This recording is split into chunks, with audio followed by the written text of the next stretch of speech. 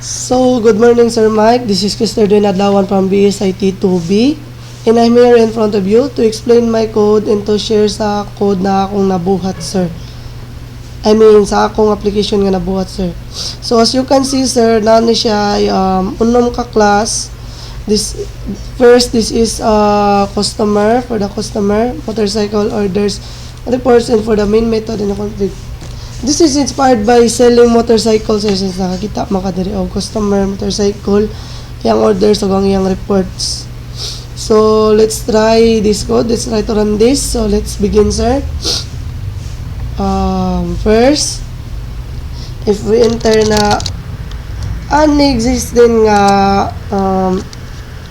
action, makita nimo nga invalid siya, sir, because nagbutang matag validation na ni nga code. So, let's try to check the customer. This is the customer panel, sir. So, first, let's add some customer. His first name was there. Imagine na siya, sir, and this is Gador. Yung email is there, gador@gmail.com. For email, and for status is single. So, as you can see, sir, naka-input na ta ni Ter, Gador, and iyang email, iyang status. So, as you can see, sir, wala ta nag-input o customer ID because naka-auto-increment man siya sa code. Since imo siya i-auto-increment, no need na ka mo input o customer ID. Largo na siya. Sa makuhanin mo siya sa database. Basta encode din mo siya sa database. So, let's continue, sir. Let's try to update since na-view namin na to ang mga customer. Let's try to update. Ngayon akong ginani-update, sir, si Ter. Ato lang i-type ang iyang ID para ato siya ma-update. So, first, ay yung customer first name, let's say Terence. Ay ang apelido is Gador. And for his email is terencegador@gmail.com. And ato i-update sa dang iyang status. Let's say married na siya, sir. And yan, na ato na siya na-update, sir. Dari kay Ter pa karon, dari kay terencegador@gmail.com, and iyang status is married. Do you want to continue? Yes, continue ta because napatay i-delete. Napatay last nga i-check diri sa atong customer panel since un-delete. So, ang akong ginani-delete diri sa atong customer, enter lang natong ID. Ang akong ginani-delete si Terence, sir. So, atong i-delete si Terence. And sa i-type diri ang iyang ID. Enter ID. And yes, can see, sir, na-delete nato si Terence. So, do you continue? No. Let's proceed to our motorcycle para maka-choose ta kung unsa atong ginahan nga paliton. So, mao na ang nakita nato sa atong customer panel. Motorcycle panel. So, let's try to add motorcycle brand, let's say Yamaha. Engine size is 155 cc, and sa ayan type is normal bike lang, and for the price is 50,000. Yung stocks is 10 lang, sa status is available. So yes, ayun mo nakita, sir, ato na na-input ang Yamaha, ang iyang brand, iyang engine size, type is normal bike, price, stocks, and status. So, let's try to update, sir. Let's try continue. Since na-view naman na to, sir, no need data mo enter og 2 since na-view na nato dire. And as you can see, sir, wala ra sad tan input og ID because naka-auto-increment ni siya sa atong database. So, let's try to check sa update. Let's check update. atong ginani-update is si Yamaha. Let's try ato na lang siya ilisan o si Yamaha Japon siya. Pero ang atong i-update ang ato na lang ang engine size, let's say 150. Ang iyang type is normal bike lang Japon.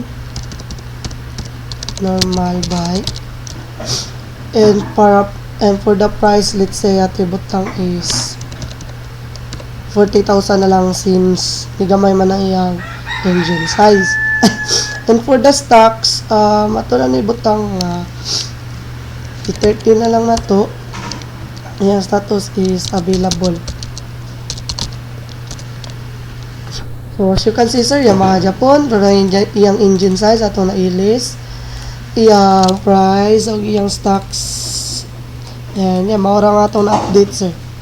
So, let's continue. Let's try to delete. Since naka-update naman ta. Let's try to delete. Ato lang yung enter ang ID nga ginawa na to i-delete. Let's say 7. Yeah. Dari sir, wala na pa dari si Yamaha. Pag enter na to siyang ID, wala na siya dari. Do you want to continue? No. Let's proceed to the order sir. Let's proceed to the orders. Let's add order. Matong ginahan orderan kay si Leo na. Si Leo Sigismar. Since ang akong inahan, imagine na siya sir, ang akong ginahan i-buy ni Leo is ang Suzuki. Ang 4. So, buta na natong ID 4. Ang iyang quantity, pila yung ginaan paliton, usa lang. And tag 80,000 ang atong na-receive nga cash is 100,000. Yes, you can see sir, na-add na nato si Leo Sigismar, nga iyang gibay nga motor is ang Suzuki. Tag 80,000, ang iyang date is karon December 3, 2024 and approve ang iyang pag-order. So, let's continue. No need data move you sa atong order because nakita naman diri. And sa atong order ID sir, wala ra sad tay gi-input nga ID since naka auto increment sa niyang atong ID sir. No need data, ang atong order ID sir. No need na ta mo kuan sa mo input sa atong ID. Mlargo ra siya because naka auto increment na siya. So, let's try to update na lang. I-update na to si Leo, Sigismar, ang iyang ikuan. Ang atong i-put diri kay 1 ng Japon. Pero ang atong na-receive cash is 1 million na lang. 80,000 lang. So, yeah, imo nakita diri sir, kani, Sigismar, 8 ID, iyang nabayad. 80,000 ang iyang date kung sa siya nagpa-update maora Japon ang date karon and approve Japon siya. So let's try to delete sir.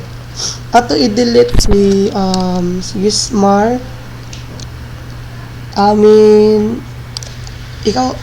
Si Franza, atong i-delete si Franza. I-type lang nato ang ato lang i-enter ang iyang ID since iyang order ID is 6. As you can see, ato siya na-delete sir. Dari wala, pero dari ato siya na-delete. So, danam ta sa order ID. Let's proceed to the reports. Let's try to check the reports sa katong mga namalit. So, let's try to view customer transaction. So, mauni siya naka-buy sir. Kanisang customer ID nga si 5. Ikaw sir. Sir Mike. Si Leo. Si Gismar. O iyang order ID ang baryo nun o iyang order date. So, let's try to check the individual customer transaction. Ato ang enter ang ID. So, let's try to check 9. Si Leo. Ato nakita is siya. Because individual customer transaction. So, let's try to check the view full customer transaction. Let's try to check view full customer transaction. As you can see sir, mauni sila. Si Mike ug si Leo, mauni sila ang katong na malit og motorcycle. Mao ni end sa atong answer sa atong application. So let's try to check the database. So ato i-check ang atong database sir, mao ni sud sa akong database, mao ni sud sa akong table sa customer. And mao ni yan data. Mao ni sila katong mga kita nimo dito sa atong NetBeans, atong app. And this is for the motorcycle, mao ni siya ang sud sa atong table. MID, motorcycle ID, motorcycle brand, engine size, type, price, tax, and status. Ay mao ni siya ang sud sa atong data, si Suzuki ug Ducati. And for the table order sir, sa imo nakita diri sir, mao ni sila ang mga katong na malit. So ikaw sir si Mike, mao ni mo customer ID og si Leo. And para sa atong sulod sa atong table sir, naa diri ang atong customer ID ug atong motorcycle ID, since ato siyang gi-connect ang tulo ka cable pamagi sa atong foreign key. And ato siya gi-restrict para dili ma-crash ang atong code. So mao ni siya ang atong customer ID o ang atong motorcycle ID. Naka foreign key japon siya o naka-restrict. So that's all sir. Thank you for listening. Thank you for guiding me for this application, for teaching me. Thank you so much sir, and goodbye.